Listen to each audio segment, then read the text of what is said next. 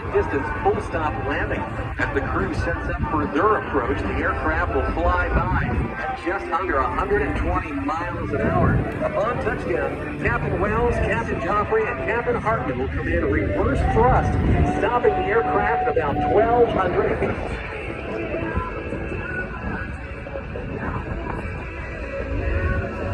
Watch for the touchdown and for some angles to open up on the engine nacelles. There they are, and this is about as loud as this airplane will ever get.